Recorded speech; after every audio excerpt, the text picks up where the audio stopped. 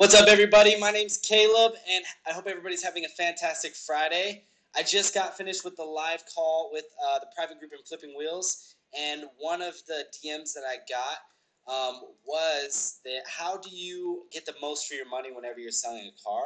And I know this is a common question that a lot of people ask, so I thought I'd make a really cool video about it. And really, the number one rule that I've always preached this is that in the first 72 hours of you posting your vehicle for sale, you're going to get one of the best offers that you can possibly get for most of the time.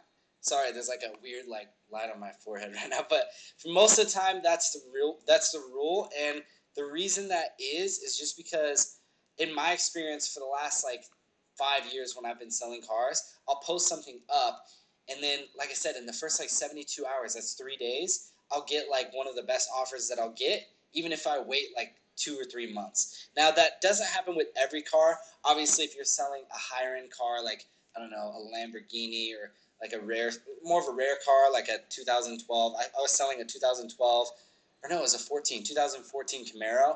And obviously, something like that, it takes a little while for you to get in front of the full audience of people who are looking for that type of car. But if you're selling a little bit lower end of a car, something where you're getting exposed to the majority of the market really quickly, you have to understand that you're going to be assessed quickly in those first 3 days, and then everyone's going to send you the reasonable offers. That's the best way to see what your car is worth, is that those first 3 days people kind of send you those offers and you'll be able to see.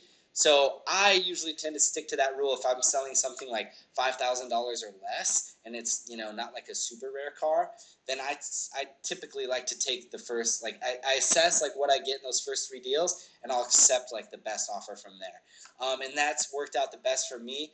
I actually didn't follow this rule on the most recent car that I sold. So I did a partnership with a friend of mine on a Volkswagen CC, and we didn't take the first offer that we got, which I think the first offer that we got was I don't know, it was $4,300 or something like that. And we said, no, I think we can get something better. So we waited.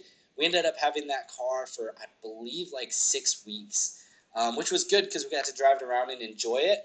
But at the same time, that's definitely longer than I like to hold on to the cars. So I definitely was reminded of my rule and why I didn't follow that.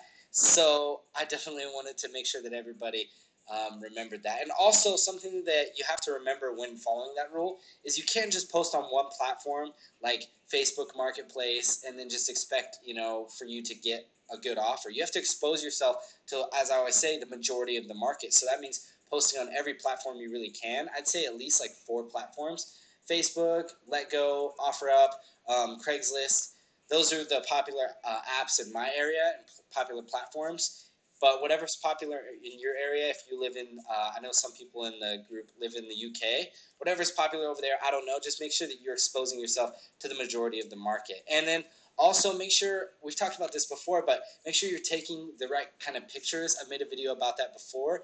Make sure that you're comparing, what other cars are being sold for in your area, and that yours is the best possible deal. So that yours is not only way better of quality than everybody else's, but even the price makes sense more than everybody else's. And trust me, you're going to get a lot of people reaching out to you wanting to come visit your car immediately. But always make sure you do the simple things like wash it, clean it up. You'd be really surprised how far a $20 car wash and even 30 minutes of your attention to clean up little things, or even floor mats. I can't tell you how many times buying a $10, $20 set of floor mats have really saved me. And I remember this one time I had a Camry where the floors really didn't look good at all for some reason, and then I had taken it, or a couple people came to look at the car, and they would just walk away saying, no, it doesn't fit us, it doesn't look really clean on the inside.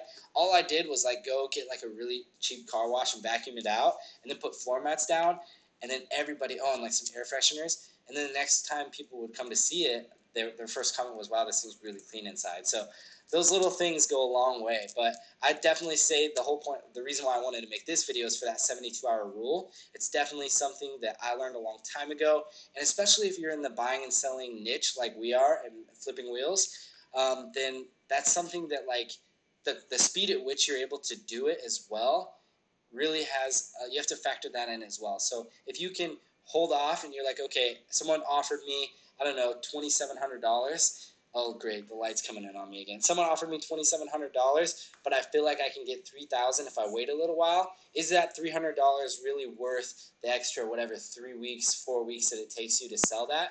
Or would you rather just sell that, get a new project, a new vehicle, and move on to some more profits? So anyway, if you've ever wanted to get into the buying and selling of cars, that's what we do. We're super passionate about it.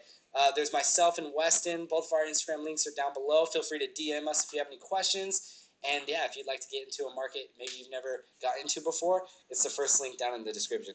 Thanks guys for watching, and I'll see you in tomorrow's video.